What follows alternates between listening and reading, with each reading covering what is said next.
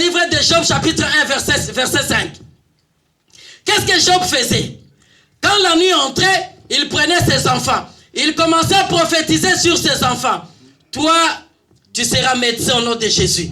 Toi, tu seras docteur au nom de Jésus. Toi, tu seras pilote au nom de Jésus. Toi, tu seras infirmière au nom de Jésus. Ça, c'est une prière prophétique que papa et maman doivent faire chaque jour sur leurs enfants. Et lorsque cet esprit entre dans l'enfant grandira avec cela, et vous verrez cet enfant sera docteur un jour. Amen. Troisième prière, c'est la prière de la bataille spirituelle. C'est ça qui nous est donné dans le livre de Matthieu chapitre 10. À partir du verset 6, en descendant jusqu'à 10. Et quand nous sommes en train de faire cette prière, c'est nous qui faisons sortir la puissance qui est en nous pour chasser les démons. Amen. Alléluia. La quatrième phase de prière, c'est l'acte prophétique. Dans l'acte prophétique, nous impliquons la nature dans la guerre. Alléluia. C'est comme si je suis allé très loin. Est-ce que je parle à quelqu'un ce soir? Amen. Dans l'acte prophétique, nous impliquons la nature. Laisse-moi vous dire, quand tu entres dans l'acte prophétique, tu dois chercher à impliquer la nature. Pourquoi? Parce qu'il y a la nature qui va t'aider. Lorsque Dieu cherchait à récupérer Jonas s'est fouillé. Dieu a appelé le vent. Il a dit, monsieur vent, va me chercher cet homme. Je ne sais pas là où il est. Le vent commençait à sillonner les quatre coins du monde sur la terre. Le vent n'a pas vu Jonas. Dieu lui dit, entre dans la mer. Tout bateau que tu trouveras, cherchez si cet homme n'est pas là. Lorsque le vent est entré vers la mer, le vent a retrouvé le bateau. Jonas était là-dedans. Il s'est caché là en bas. Et quand le vent secouait le bateau, le capitaine dit que tout un chacun de vous commence à faire des offrandes, des sacrifices. On a tout fait. Les bateaux ne prenaient pas l'équilibre. On est allé réveiller monsieur Jonas. Quelle était sa réponse? C'est moi que le Seigneur cherche. Et Jonas dit, si vous voulez que les vents se finissent, prenez-moi, jetez-moi dans l'eau. Ah, Jonas, pourquoi tu es surrussé comme ça? C'était au milieu de la mer. Jonas pouvait se jeter. Et il ne pouvait pas se briser. Mais Jonas savait que s'il se jette, ça sera comme un suicide, il va mourir. Or, son problème, il voulait aller auprès de Dieu. Alors, quand on a pris Jonas, on l'a jeté dans l'eau, Jonas a dit, ok, ici quand même, je peux dire que non. On m'a tué tout simplement, j'ai le droit d'aller rester auprès de Dieu. Dieu aussi, dans son amour, il a envoyé les poissons. Les poissons ont avalé Jonas. Jonas s'est retrouvé dans le poumon du poisson. Il est en train de regarder, il dit, mais je suis encore vivant. Jonas a commencé à prier. Et ce jour-là, Dieu a enlevé tous les pécheurs sur la route. Le poisson va jeter Jonas à Ninive. Et quand le poisson était rentré, la Bible n'a plus parlé de ce poisson. La Bible va parler encore de ce poisson. Le jour que Jésus viendra, il dit, viens, il faut que je paie ma dette. Il y a un gros poisson qui viendra. Va, tu ouvres seulement sa bouche et tu enlèves l'argent qui est là-dedans pour payer ma dette. Alléluia. Alléluia. Nous devons impliquer la nature. Jésus s'est retrouvé devant un arbre. Je ne connais pas la période. Je ne connais pas la période. Est-ce que c'était la période où cet arbre devrait donner le fruit ou pas? Mais pour Jésus, il a fallu qu'il trouve seulement les fruits, même si ce n'était pas la période.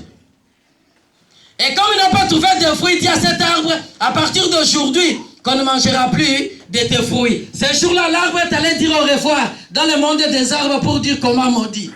C'est fini pour moi. Et quand on est revenu encore auprès de cet arbre, l'arbre n'existait plus. Alléluia. Jésus s'est retrouvé avec ses apôtres dans la barge. Le vent menaçait. Et les gars dormaient calmement. Lorsqu'on l'a réveillé, il dit, mais jusqu'à quand serai-je avec vous? Et Jésus a menacé le vent. Le vent dit, celui-là je le connais. Laisse-moi m'arrêter à ce niveau-ci. Maintenant, Jésus vient, il dit, tout ce que j'ai fait, vous le ferez. Et vous ferez de grandes choses que moi. Signifie que quelque part, bien aimé, Dieu t'a laissé une responsabilité. Dieu ne fera pas tout à ta place. Les actes prophétiques, c'est toi. Et lorsque tu entres dans les actes prophétiques, tu dois respecter le nombre. Lorsque Élisée a dit à Naaman d'aller se jeter dans l'eau, il lui a dit de se jeter 7 fois. Alléluia. Alléluia.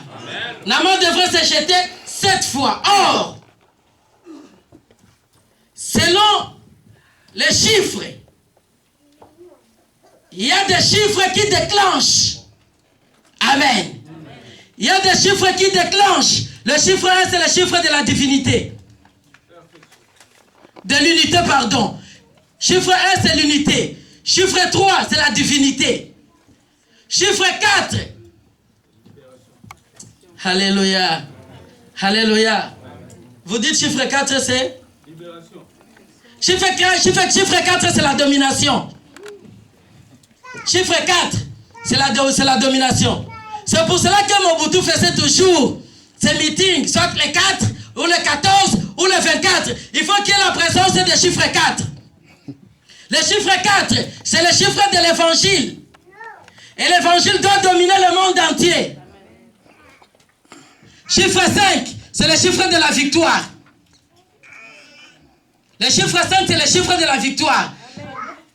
Quand on regarde le chiffre 5, on voit les 5 portiques de Bethesda, là où il y avait la guérison. Quand on regarde le chiffre 5, on voit les 5 pierres que David avait ramassées pour tuer Goliath. Mais il avait utilisé ce n'est qu'une seule pierre. C'est fait que dans les réserves, ou bien dans sa gibecière, il y a encore 4 que moi aussi je dois utiliser. Alléluia. Alléluia. Quand on regarde le chiffre 5, c'est les 5 lettres du nom de Jésus. C'est le chiffre de la victoire. Le chiffre 6, c'est le chiffre d'homme. Le chiffre 6, c'est le chiffre de témoignage. L'ange a visité Marie au 6e jour. Marie est allée voir Élisabeth quand sa grossesse était aussi au 6e jour. C'est le chiffre de témoignage. Et lorsque tu entres dans la bataille ou le combat spirituel, tu ne dois pas te limiter en dessous de 5. Tu dois aller où tu commences par 5 et tu vas au-delà. Alléluia. Et le chiffre 7, c'est le chiffre du repos. Amen. Est-ce que je parle à quelqu'un ce soir? Amen. Je parle à quelqu'un ce soir. Amen.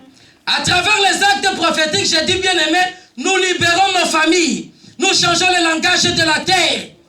Et lorsque l'acte prophétique est soutenu par un autel, bien aimé, il n'y aura pas retour à l'expéditeur. Vous savez pourquoi? Je vais vous dire une chose.